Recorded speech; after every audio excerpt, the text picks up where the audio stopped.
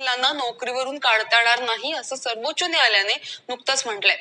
लग्नासाठी महिलांना नोकरीतून काढून टाकणारे नियम हे घटनाबाह्य आणि पितृसत्ताक आहेत. हे नियम मानवी प्रतिष्ठेला आणि न्याय वागणुकीचा अधिकार कमी करतात असं सर्वोच्च न्यायालयाने नुकतंच म्हटलंय.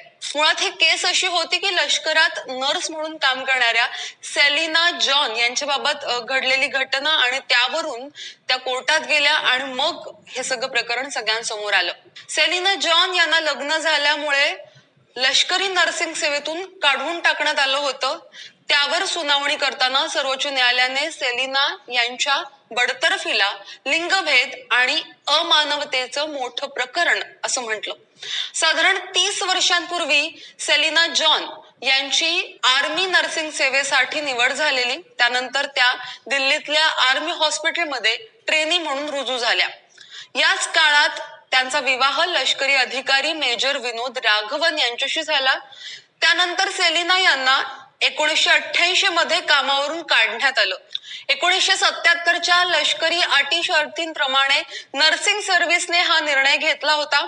त्यात सेवेसाठी अयोग्य असणं, लग्न करणं आणि गैरवर्तवणूक केल्याबद्दल एखाद्याला नोकरीतून काढून टाकलं जाऊ शकतं असं म्हटलं होतं. त्यातला लग्नाचा नियम फक्त स्त्रियांना लागू होता. सेलिना यांना नोकरीतून काढून टाकलं गेलं याच निर्णयामुळे आणि किंवा याच अटी शर्थीमुळे.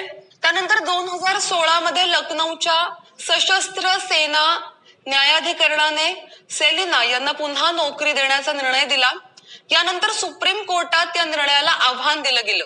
मग 14 फेब्रुवारी 2024 ला सुप्रीम कोर्टात म्हणजे सर्वोच्च न्यायालयात त्यावरती सुनावणी झाली. न्यायमूर्ती संजीव खन्ना आणि न्यायमूर्ती दीपांकर दत्ता यांच्या खंडपीठाने सुनावणी दरम्यान असं म्हटलं की असे नियम घटनाबाह्य आहेत, ज्याच्या आधारे महिला अधिकाऱ्यांना त्यांच्या लग्नामुळे नोकरीतून काढून टाकलं जातं.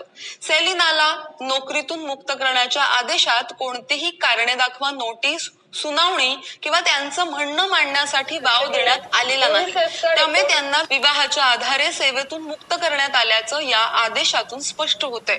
त्यामुळे 2024 मध्ये सुप्रीम कोर्टाने सशस्त्र सेना न्यायाधिकरणाचा निर्णय कायम ठेवत महिलेला 60 लाखांची भरपाई देण्याचा आदेश दिला. म्हणजे 2016 मध्ये जो लखनौच्या सशस्त्र सेना न्यायाधिकरणाने महिलेला पुन्हा नोकरी देण्याचा निर्णय दिला होता तो सुप्रीम कोर्टाने कायम ठेवला.